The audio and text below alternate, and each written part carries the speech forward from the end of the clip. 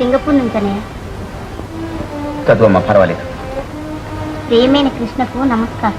ఫోనులో నీతో చెప్పిన ప్రకారం ఎస్టేట్ అంతా అమ్మి అందరికి ఇచ్చాను. కానీ ఇంకా చాలా అప్పులు మిగిలిపోయాయి. వాళ్ళంతా తొందర చేస్తున్నారు. వెంటనే పైకం పంపాలి. సెలవు. నీ బలరాం. అనుకున్నదిగా. ఏం నాయనా, ఇప్పుడు ఏం చెయ్యాలి? ఏం చెయ్యాలి? ఇప్పుడు అదే ఆలోచన.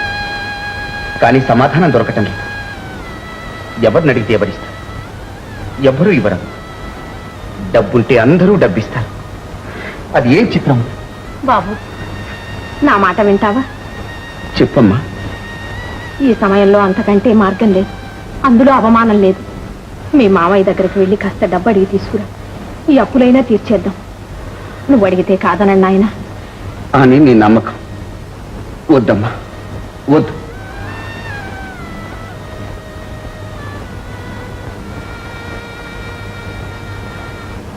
అదేమిటి నాయన, పోనీ అప్పుగా కాకపోయినా రేపు కాబోయే అల్లుడివి. నీకు వరకట్నంగానైనా ఇవ్వచ్చుగా. పేదవాడికి పిల్లనివ్వటమే కాకుండా కట్నం కూడా ఇచ్చి పిచ్చివాళ్ళు ఉన్నారా అమ్మా? అలా అనుకు చిన్నయ్య.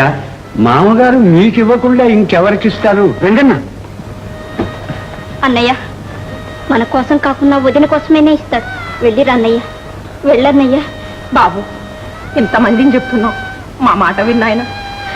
ఎంతకంటే మార్గం లేదు బాబు. సరే అమ్మా, నీ ఇష్టం.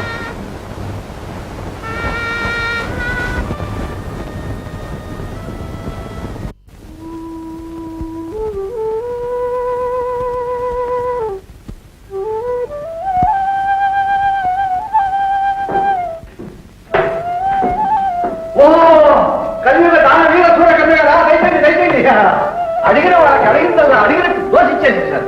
పాఠశాలలో కట్టించారు, ఆసుపత్రులు పెట్టించారు. దాన్ని పోయి వాడు అప్పులన్నీ నెత్తిన వేసుకున్నారు. తాగేదానికి నీళ్లు లేదంటే ఊరంతా చెరువు తోమిచ్చారు.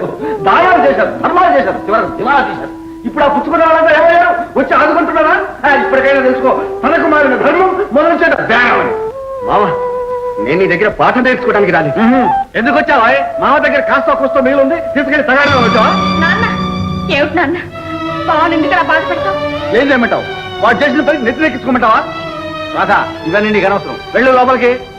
ఎందుకు వచ్చిన?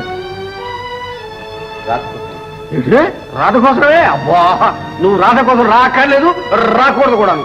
నాన్న, ఏ ఎందుకు రాకూడదు? అవును, డబ్బు లేని వాడు నా గడప తొక్కకూడదు. అసలు అల్లుడు కావడానికి వీల్లేదు. మామయ్య, నాన్న, బావా. రాధా, బావాలేదు, జావాలేదు. నిన్ను పెళ్లాడే అర్హత అంతస్తు ఏనాడో పోగొట్టుకున్నాడు. నువ్వు పో లోపలికి.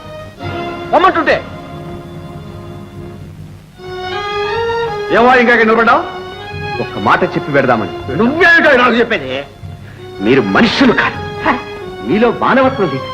మీ మనస్సుకే కాదు, మీ మాటకు మీ నోటికి ఒక నీతి నిలకడ లేదు. డబ్బే మీ నీతి, డబ్బే మీ జాతి, డబ్బే మీ బ్రతుకు. అవును, డబ్బే ప్రపంచం అని అందరూ అనుకుంటే ప్రపంచంలో మానవత్వం, మంచితనం ఏనాడో నశించి దయాధర్మాలు ఎప్పుడూ అంతరించి ప్రపంచం ధనపిశాచం పరిపాలించే వల్లకాడుగా తయారయ్యింది. ఆహా, నీ పోటీ దరిద్రులు ఉండబట్టే ఇప్పుడు నందనవనంగా తయారైంది. మావా, మాట జారటం లేదు. ఒకనాటి ధనవంతుణ్ణి, ఈనాడు దరిద్రుడయ్యా. ఆనాడు నువ్వే ఈ నోటితోనే నన్ను ఆకాశానికి ఇచ్చావు. నా అడుగులకు మడుగులొచ్చావు. ఇంద్రుడు చంద్రుడు అని తెగ పొగిడావు. ఈనాడు అదే నోటితో నన్ను తూలనాడుతున్నావు, సులకర చేస్తున్నావు, ఇంటి నుంచి గెంటి వేస్తున్నావు. దీనికి కారణం డబ్బు. మామ, ఉన్న డబ్బు పోయినట్లే పోయిన డబ్బు రావచ్చు. అప్పుడేం చేస్తాను? మళ్ళీ నా కాళ్ళు పట్టుకుంటాను. అవసరం అయితే చూసుకుంటాను. ఛీ, నీ బ్రతుకు చెడ. చెడిన వాడిని నువ్వురా. నువ్వు అవును, నేను చెడిన వాణ్ణే కానీ చెడ్డవాణ్ణి కాదు. ధనం లేనివాణ్ణే కానీ గుణం లేనివాణ్ణి కాదు. అంతస్తు లేనివాణ్ణే కానీ అంతరాత్మ లేనివాణ్ణి కాదు.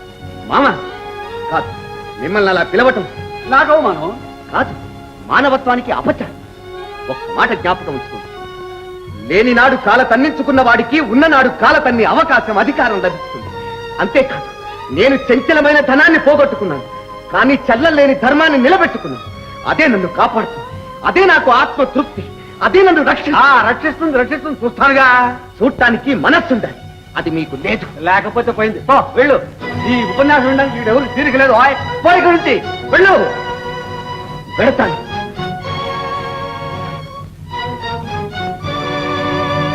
బావా, బావా, ఇదిగో బావా తీసుకెళ్ళు. ఏమిటి రాధా ఇది? డబ్బు బావా, నీకు కావాల్సినంత డబ్బు తీసుకెళ్ళు. రాధా, ఇంత బ్రతికి దొంగతనం? దొంగతనం ఏముంది బావా, ఇది నా డబ్బు, నేను ఇస్తున్నాను. వద్దు రాధా, వద్దు. తీసుకో పర్వాలేదు. లై కలిసి ఇదేనా వేసినట్టు ఎందుకైనా వచ్చింది? నా ఇంట్లో నా బిడ్డ చేత దొంగతనం చేస్తాను. దొంగ రాసుకెళ్ళి పోయి ఇక్కడి నుంచి పొమ్మంటుంటే బాగాలేదు ఇవ్వలేదు. నువ్వు వదలు పంపుతూ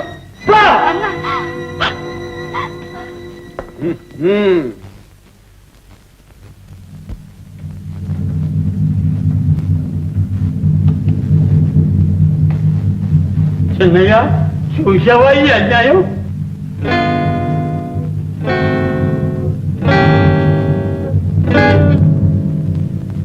అయ్యా, నేను అమీనా. తెలుసు.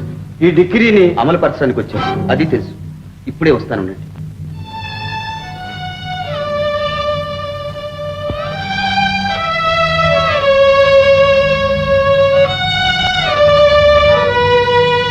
అమ్మా, అన్నయ్య ఇచ్చాడు.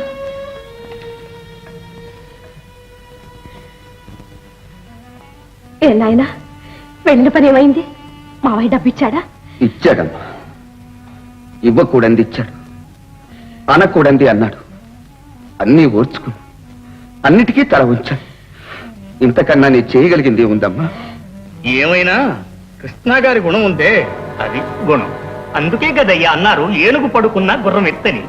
ఎంత చెడ్డా ఇదెక్కడికి పోతుంది. ఇంతకు నువ్వు అనేది ఏమిటి? మన డబ్బు ఇచ్చేస్తాడంటావు. ఇచ్చేస్తాడా? ముఖం మీద పారేస్తాడు చూస్తుండు. మరి తొందరపడి అమీనాతో పాటు వచ్చేసామే, రేపు ఆయన ముఖం చూచేది ఎలా? అంత నిర్దాక్షిణ్యంగా మాట్లాడా? అంత అవమానించాడా? ఇన్నాళ్ళు అల్లుడు అల్లుడు అని నెత్తిని పెట్టుకుని ఊరేగాడే. ఎక్కడ లేని అభిమానం, ప్రేమ వలకపోశాడే. అదంతా మన మీద కాదమ్మా, మన డబ్బు మీద. డబ్బు ఏం చేసుకుంటాడా? డబ్బు నెత్తిని కట్టుకుపోతాడా? మరి ఇప్పుడు ఆ అప్పుల వాళ్ళకేం చెప్పాలి?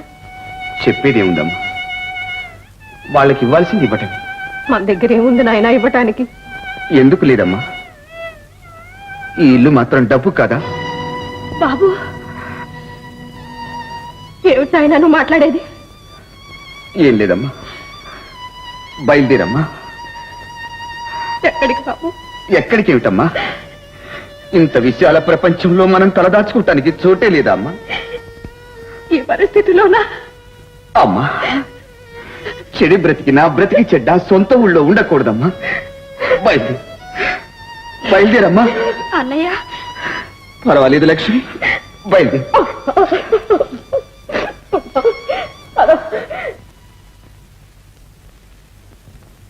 చిన్నయ్య, ఏం రంగన్న? తమతో పాటు నేను వస్తానయ్యా. సరే, నీ ఇష్టం. ఏం చేస్తాం? ఏం చెప్తే విన్నారన్న మాట? ఏం చెప్పావు? అమీనానంత దూరం నిలబెట్టి వద్దాం, అడుగుదాం, ఆ తర్వాత చూద్దాం వల్ల. అయినా ఈ అమీనా ఒకడు. ఆయన వచ్చి రాకముందే అయ్యా నేను అంటూ హాజరయ్యాడు. అయ్యా, మీవి నాలుకలు కావు, తాటి మట్టలు.